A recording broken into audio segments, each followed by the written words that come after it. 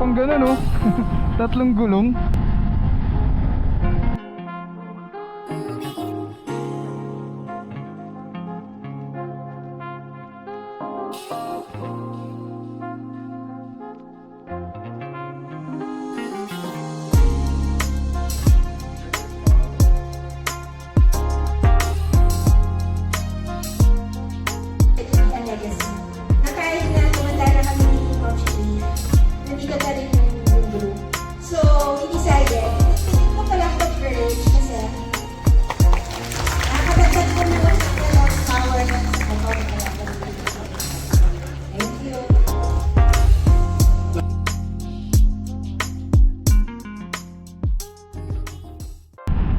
Good morning. Medyo madilim pa.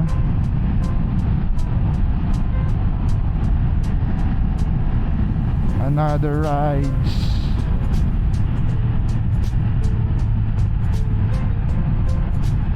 So meron tayong friendship ride, the Rebels and the Ducati Scrambler QC. Meron tayong friendship ride na gaganapin niya yung araw. Ito ba? Layo ng U-turn.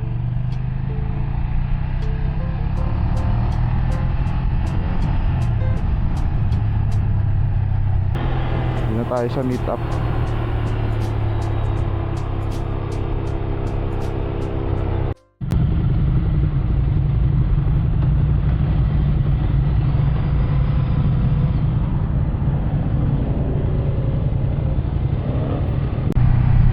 Yun, may picture na naman tayo sa Skyway naman ngayon.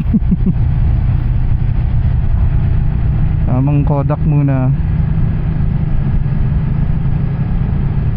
So ito ang ating friendship ride with the Rebels Scrambler, Ducati Scrambler QC. So ang first meet up namin is sa Shell, ano ba yun? Araneta? Banawe. Then meron pa tayong isang meet up dito sa Shell SLEX. At ito, pipicturean ulit tayo.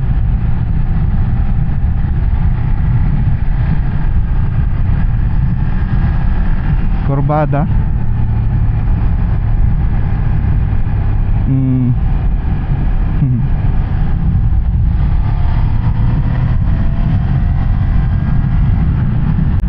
So na-picture na naman tayo ng ating official photographer na si Billy Pulido.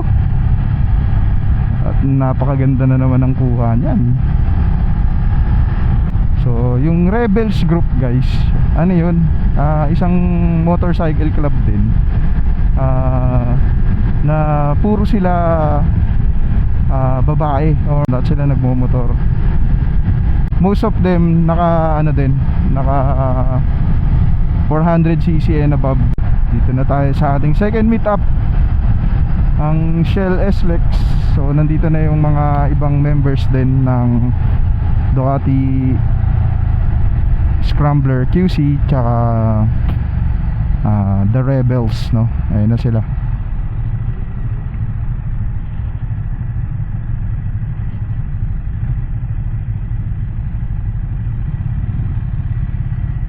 The Rebels.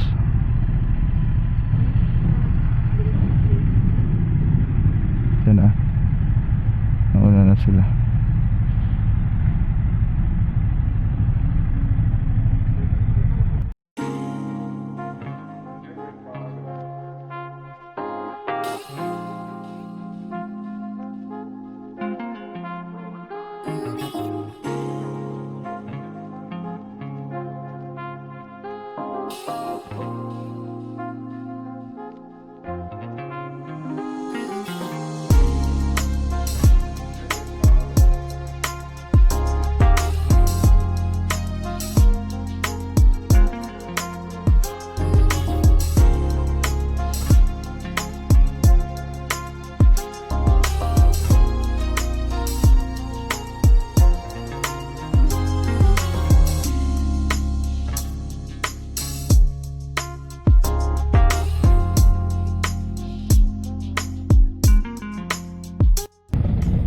take off.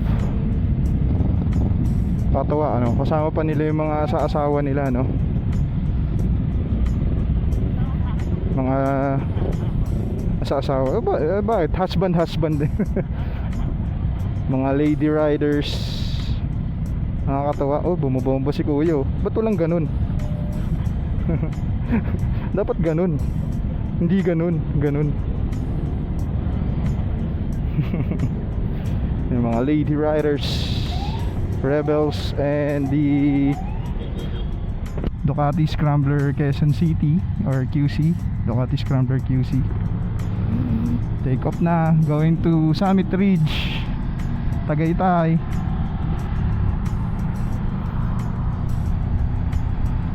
Ganyan-ganyan lang din yung grupo nila, pero marami na din sa kanila mga nakapag Philippine Loop, no? Mga eksperyensado na rin yung mga grupo ng Rebels talaga. Mga matagal na rin nagmumotor.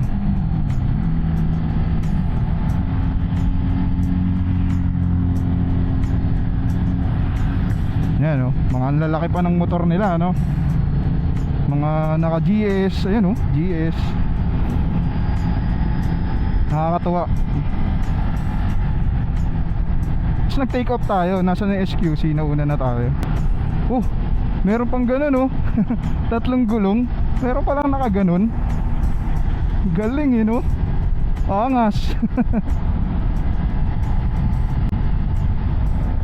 Nauna na. Konting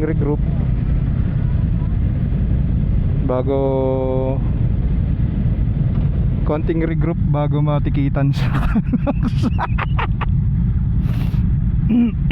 ganda tignan ano pagka magkakasama talaga na ano na grupo, tapos pila-pila kayo habang umaandar. Ang ganda kuhanan ng drone shot tsaka ng mga ano yan, picture.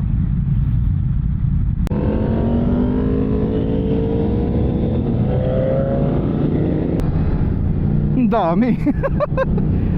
Parang Independence Ride eh. Nagkalat sa Calax eh. Angas. Ang ganda ng ganyan no. Paano kaya magkaroon ng group ride ay talagang different clubs talaga no. Mga iba't ibang clubs talaga magsasama-sama talagang mag-ride sa isang sa isang umaga.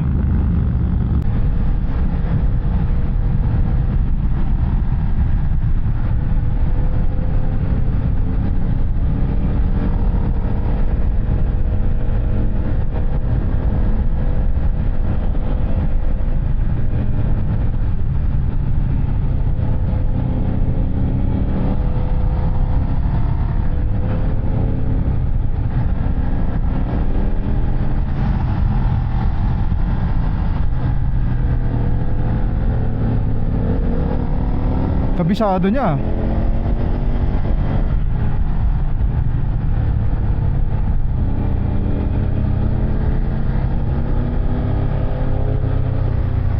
Kasya ba? Kasya? Ito na pala yun, Summit Ridge. Morning. Morning po. Ilan tayo to arrive.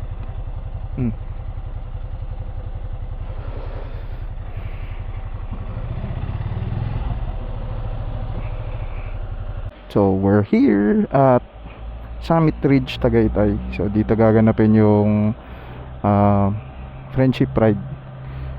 So dito ang ating breakfast buffet. So naunat pa tayo.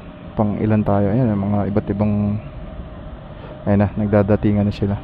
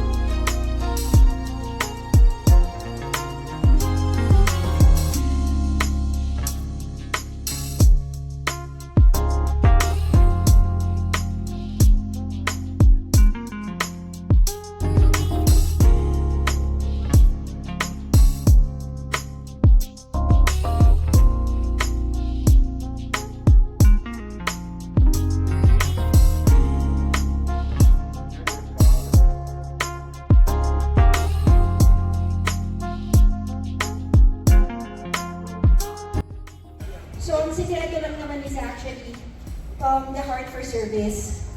So, it was just 2 years ago when we decided, me and Cree, na magkaroon na ng election ng presidente. It's because we want what we start legacy. Na kahit na tumanda na kami ni Ma'am Cree, nandito pa rin yung group. So, we decided, it took a lot of courage kasi one of the areas na ginagawa ng mga founders is ayaw nilang mag-let go. Di ba? Kasi parang they want to be in control of the group. Kasi sila yung nag-umpisa. Pero actually, letting go and creating a legacy is already an accomplishment, sabi ni Ma'am Cree. So, we are very proud din kasi si Becky na aming first president. And she really did a good job. And yes, of course, together with all the officers and admins. And ang sikreto lang talaga sa grupo is the heart yung heart mo for service. Kasi we're not all here paid to serve one another.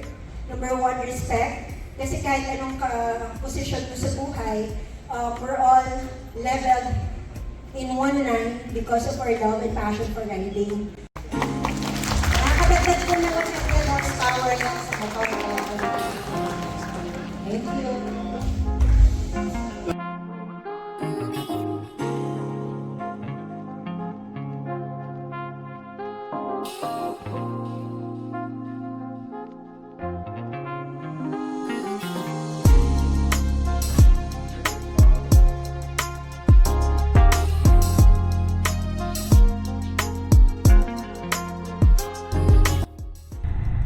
So tapos na ang ating friendship ride with the Rebels PH.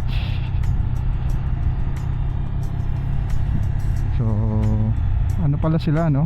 Lady riders ang Rebels. Tapos 400cc lang, no? Walang small displacement, no?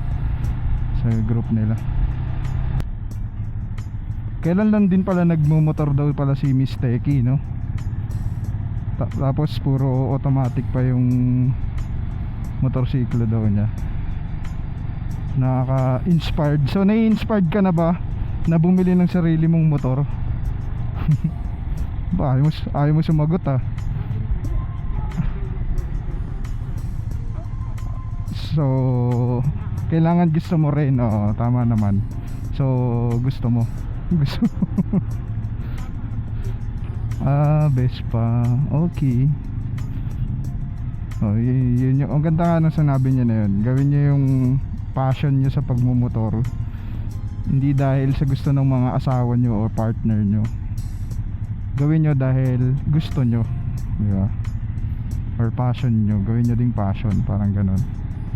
Kasi nga naman pagka nakadepende lang din kayo dun sa mga asawa niyo, partner niyo, kaya lang kayo bumili or kumuha ng motor dahil sa ma-fulfill nyo yung gusto ng mga asawa nyo, ng partner nyo, girlfriend nyo or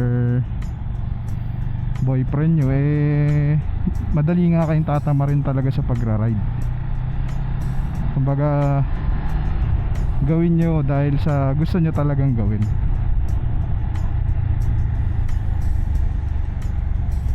Hindi mo na mamamalayan yan, no? Pagka sama-sama ka sa mga rides, ang dami mo na palang napuntahan, ang dami mo na palang narating gamit yung motor mo, no? Kasi nag-i-enjoy ka.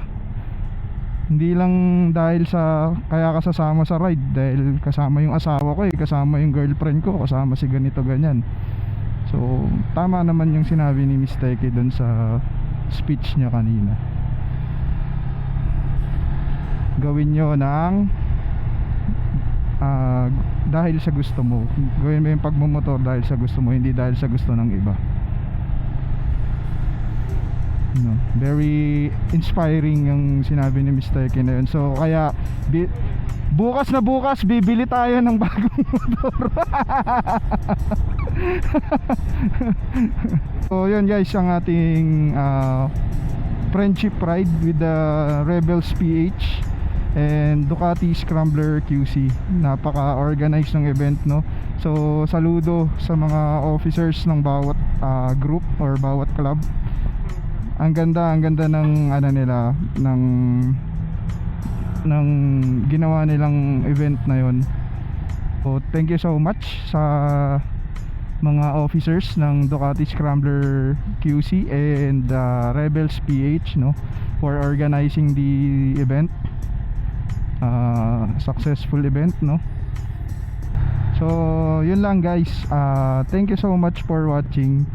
Please subscribe Scramble Ram on Facebook and on YouTube channel. Thank you so much for watching. Peace ya, peace. May sumingit pa na kamay dun ah. Thank you. Bye bye, babush. Peace ya, peace.